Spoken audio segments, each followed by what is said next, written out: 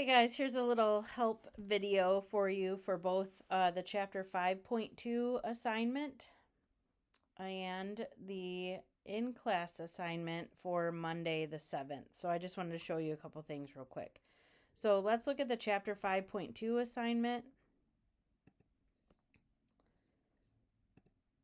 You'll see there's a few questions in here. Some of them are pretty standard, what we've typically would see for a homework assignment. So you have a question about recording a journal entry, using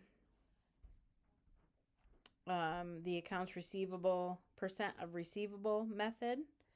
How would you record their allowance? So this is just more practice of what we've done in class already.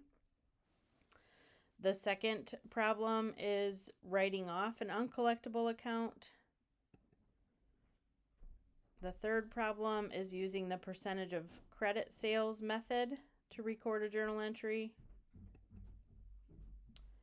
And then the fourth problem is one that you're going to use Excel for. So I would watch the video. So this one has two parts. So it gives you kind of this information. It says watch the tutorial video and then completes parts 1 and 2 to practice and apply the skills demonstrated in the video. So what I'm looking for, you'll watch this video and then you need to enter formulas into Excel in any of the cells that contain question marks. So you'll get some information. You'll download this Excel spreadsheet, and then you can see where there's question marks. You need a formula here. So don't just type the answer. Use Excel to create a formula. So I'm going to show you the first one in case you're not familiar with Excel, but if you type the equals sign and then click on the cell that says 72,000, it's cell D13, and then multiply that by this cell, okay, 513, and hit enter. It does the calculation for you. Okay, so what they're asking you to do is you'll create this, you'll use formulas, okay, you'll create this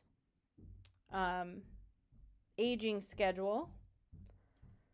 The bottom is going to be a total of the numbers up above, so you'll need to do a total calculation.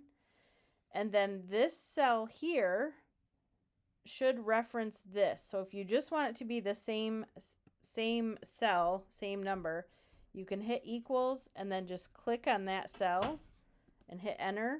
It's going to show a question mark right now because we don't have any kind of formula there. But we want to use all formulas to do the questions.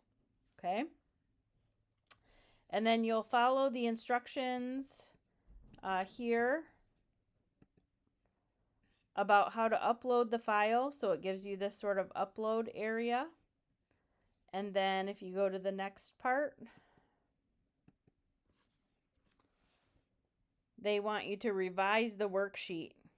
So you'll upload the first worksheet and then you'll change these amounts. So when you get to the second time around, you would kind of use that same worksheet, and you've already got formulas in those yellow boxes. So the formulas will automatically adjust. Essentially, you're going to come in and you're going to change the information in the blue boxes to what matches here. All this information will adjust to new numbers if you've used formulas, and then you'll come in and answer these questions. Okay, there's 2 check my works, so you can do that. And then submit this. So this is helping us kind of get into Excel. We haven't really done much with Excel yet unless you've done the extra credit assignments, but that is one of our learning objectives for this class, is to learn how to use Excel. So I wanted to make sure we included that. I also wanted to quickly look at the in-class assignment for Monday. I think mine's saved way at the end. It is labeled Monday, October 7th in-class assignment. Watch the video that I made first, then come into the assignment, and you will see that I have I've also increased this to give you 2 times to check your work. And it is just filling out some information, how to calculate interest. This is just something I want us to practice again. I know we've already talked about it, but you have an annual interest rate, and you need to show how much interest it would be for 4 months of the year. This one, they've given you the information. You have to figure out the months. This one, you're missing the annual interest rate. This one, you're missing the face value. So use your algebra skills to solve for the missing number.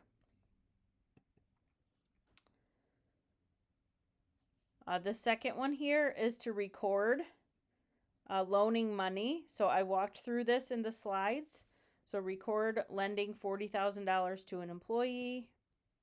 Record the adjusting entry for interest. Record the collection of cash for the note and interest. And there are examples in the slides and examples in the video that I made. And then the last one is to practice calculating those two ratios that we talked about in the video, that I talked about in the video. The receivable turnover ratio and the average collection period. So you're going to do that for these three companies, Walco, Tarmar, and Costget.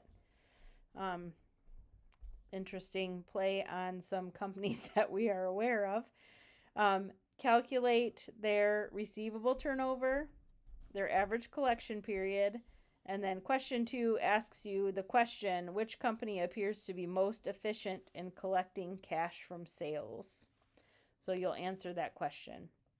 And that just helps reinforce the content from the video for this in-class assignment. And I gave you 2 check my works here. So those 2 things need to be complete for Monday, October 7th.